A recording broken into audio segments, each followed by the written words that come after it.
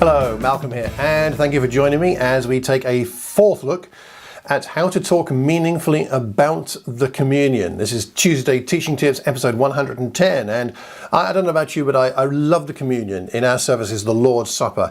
But I must admit, I don't love every talk I hear or even do myself, because sometimes we get a boring repetition of old themes, something that is true, but just a regurgitation of an old theme. Or sometimes people go off in flights of fancy, trying to find something new to say about the communion, but instead of taking us back to the cross, it creates more confusion than clarity. So how do we avoid boredom? And how do we avoid these flights of fancy into the distance reaches of someone's mind and not about the cross? I think we've got to go deeper, haven't we? So how do we go deeper? Well, we've talked about three things already: an overview of the atonement, the model of the atonement called the Christus Victor.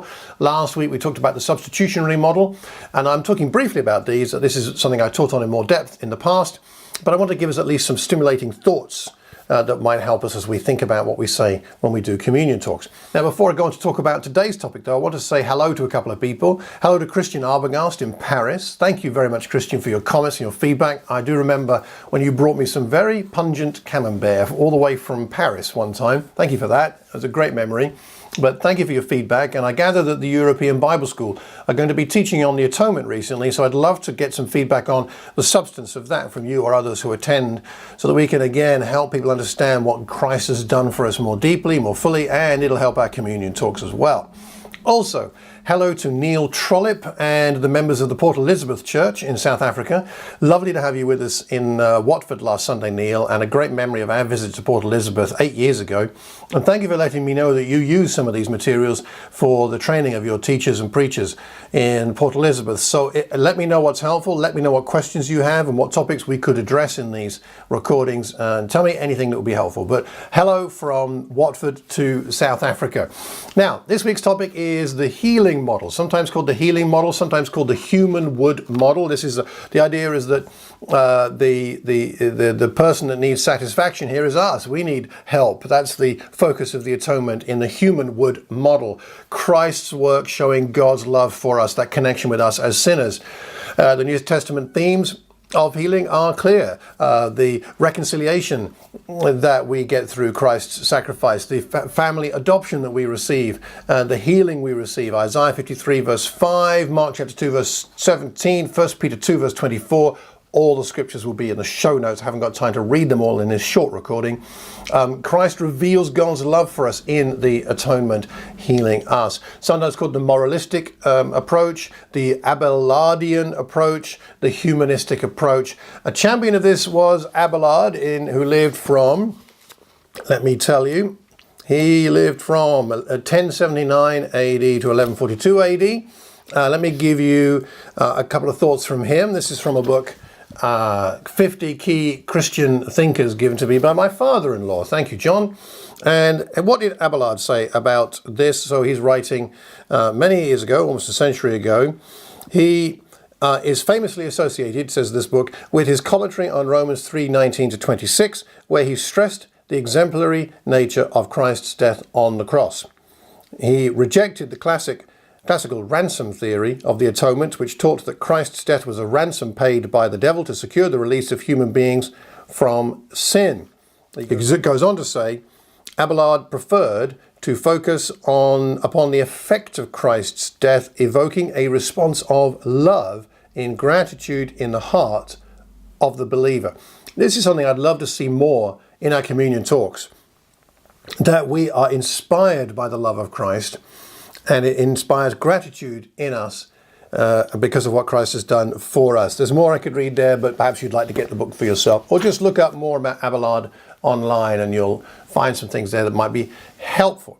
So this is the healing approach. By the time of the Reformation, we get to it being called the moral example theory, and Christ's death being emphasized as the perfect example of self-sacrificial devotion to God. This is what inspires us. The key verse, perhaps, is Luke chapter 4, verses 18 and 19. The Spirit of the Lord is on me, because he has anointed me to proclaim good news to the poor. He has sent me to proclaim freedom for the prisoners and recovery of sight for the blind, to set the oppressed free, to proclaim the year of the Lord's favor. What a positive message there based on Isaiah 61. Jesus reading in the synagogue there. So Jesus lived this out, didn't he? In his teaching and his healing ministry, he lived out this love of God, this desire of God to set us free, spiritually, physically, in every sense. His healing ministry is focused on a restoration, restoring us to the state we had before the fall. And of course, it concludes with his crucifixion, the greatest power of healing of all. We'd all surely admit that we need healing, but of course we often go to the wrong sources for healing to feel better.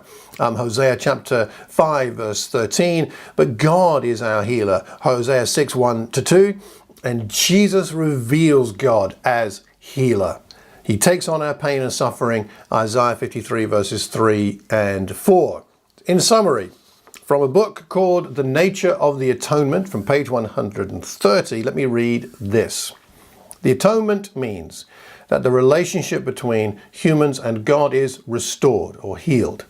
The central piece in this restoration is that God, through the servant who personally takes on all our iniquities, grants forgiveness of sins.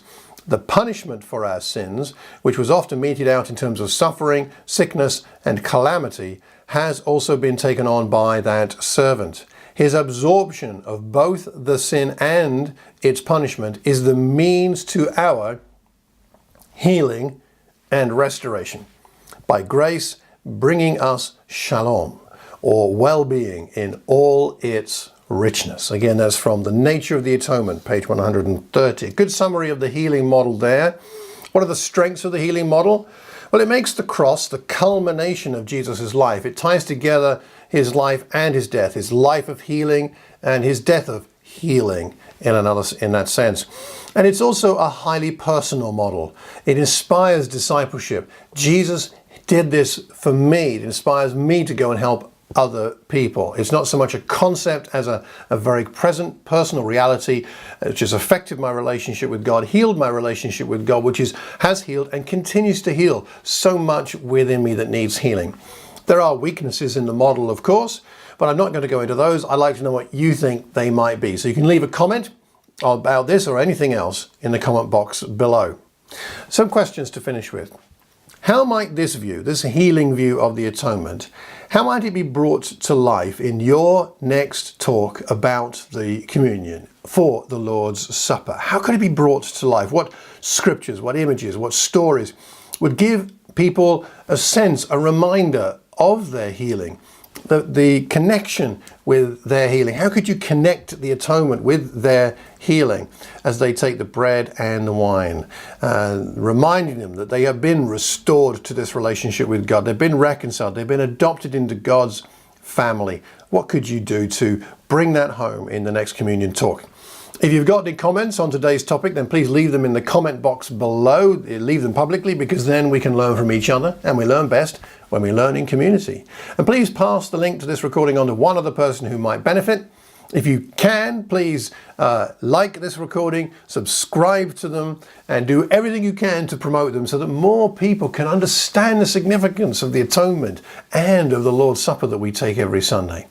Thanks so much for watching, and until the next time, I hope you have a terrific Tuesday and a wonderful week.